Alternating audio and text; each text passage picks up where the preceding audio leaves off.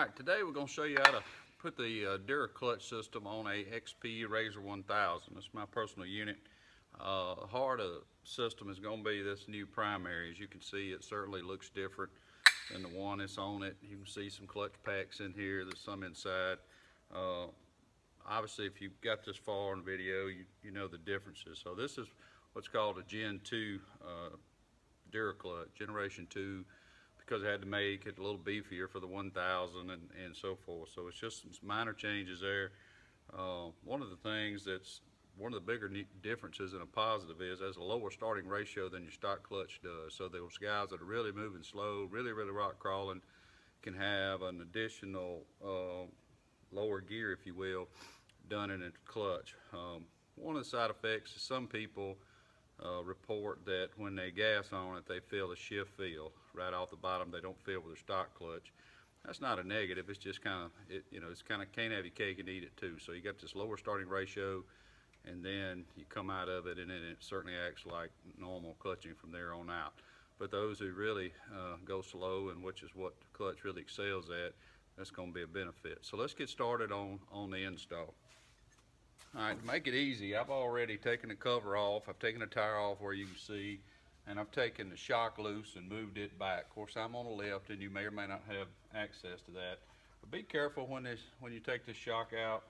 These little spacers on each side a lot of times will fall out, and you certainly don't want to lose one. All right, so this is our starting point. Now, the instructions come with it. They have you start in a different location. Either way, this is what's convenient for me. So I like to start with my primary. So I take a 21mm socket and remove the bolt. All right. Set this to the side. You won't be using this bolt again. All right. If you don't have a puller, hopefully you ordered one. You can get one from us. One can be sent with you with your Dura clutch. And get it started with your hands. Several ways to do it. This just happens to be my method. I use an impact, so I get it going, and then when it bottoms out,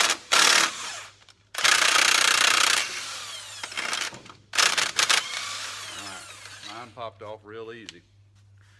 All right, so set your puller aside, take the primary off, just slide it off, and unhook your belt. Now your primary's off. All right, at this point, if you want to, it doesn't matter. You can take your belt off. You're not reusing this belt, but point is, you can take your belt off. All right, now we're going to take a 15mm socket, take off our secondary clutch. One thing you'll notice on my secondary clutch, this is a stock one. This one has a Dalton clutch kit in it. We've got our heavy duty rollers instead of square pucks in a stock one. Did this the moment I got it, same as with the Ranger that's sitting over there. And I'll talk about that on the Dura clutch in a second. So remove your 15mm bolt. All right, you're gonna reuse this washer and bolt. So set it to the side. All right. Now remove your secondary clutch. Just that easy. Now some people report theirs is stuck. It's because you got water on it, corrosion, whatnot. There's not a good method to getting it off.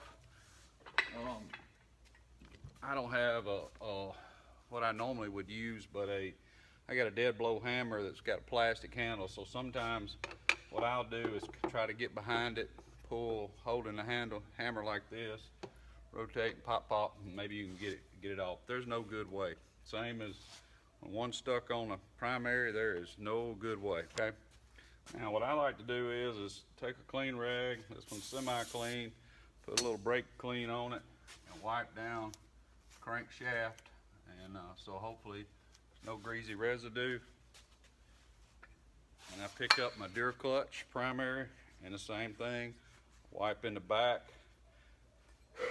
to ensure no greasy residue, because the last thing you want is grease on this in the clutch. All right, I kind of got that out of order, so the way I do things, but anyway, point is clean the crank, clean that first. All right, first thing I'm going to do is put the new secondary on. Alright, I didn't put my vehicle in park, and I may have to because this shaft will have a tendency to turn as you're trying to get it on. So let's see if I can get it on. Well, mine actually went on. I got lucky, but most time I just tell you to put it in park because sometimes it's hard to turn. Now, while we're here, when you buy a DuraClutch for an XP1000 or in the future, depending on when you're watching this video, anything that comes with square pucks on it, 16, 17 models, anything that has square pucks in secondary, as today's date, DuraClutch is using them as well. I'm not. We've been down this road before in the other side of our business, and so what we're doing is doing one or two things. And again, this is after today. You can ask me about it in the future when you're talking to me. We're either going to send you two new rollers to replace your square ones day one, or we will ship it here and we'll swap it out ourselves like we did this one, or we're going to stock them here, try to, and put them in before they go. DuraClutch is well aware of what we're doing, doesn't void their warranty and all. So, but the square puck actually wears the aluminum down on what I call the power side, and you can look at the secondary roller kits on our site, read the tech article, see the damage, blah, blah, blah. So that's what we're doing. All right, now we're going to reinstall our bolt. And we're going to torque it to 36 foot-pounds. Okay, finally got my bolt down in there at the bottom now. And then, like I said, my method is to take a puller and hold it. But now one thing you're going to find is you're going to see the center turn just a little bit. That's because there's a helix in the back with them rollers, and you're actually turning the back, and then you've got to catch it. So once you get the catch, this is kind of a hard operation doing it the way I'm doing it. You got to hold it, and I really need an extension.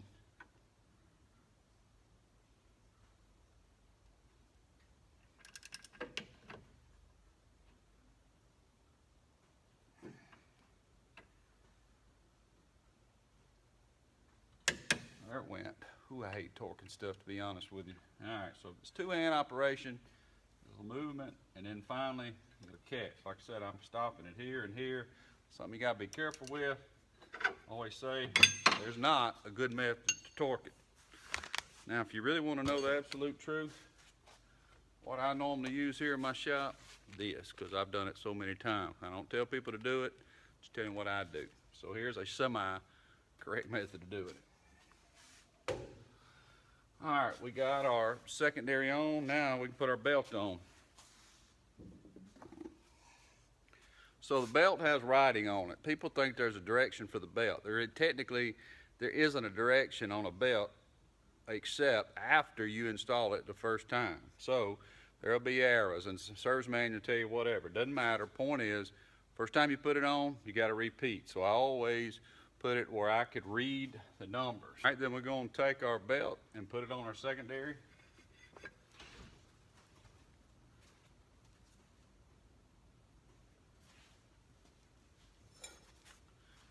We're going to take the supplied tool, or the one in your tool kit, and I'm going to spread it and pull the belt down in the clutch toward the crankshaft, like so, and then you can let go of it because it'll hold down in there.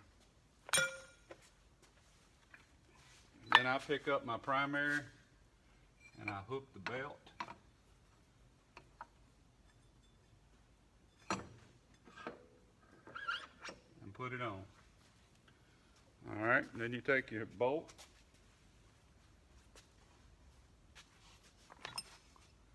Take the bolt that is supplied with it. Get it started. Make sure your stepped washer's there, no other washer. I'll speed this up. I'll bottom it out. All right, then at this point, you'll want to torque it.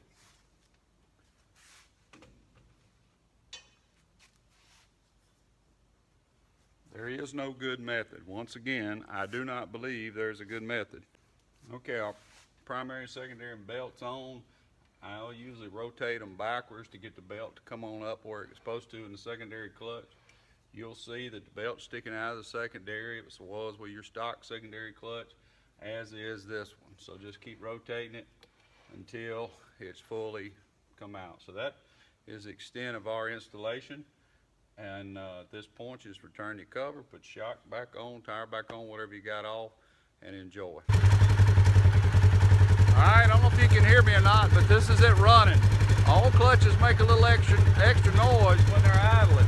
What I'll also tell you is, in neutral, it would be normal for this clutch not to turn, and it also could be normal for it to start turning under neutral, because there's just no load on it, and a clutch that's spinning can turn it. What would not be normal is if it's grinding into gear, or in gear pulls itself forward. So this applies not just to DuraClutch, but all clutches. So nobody should panic if their secondary is turning, DuraClutch or not.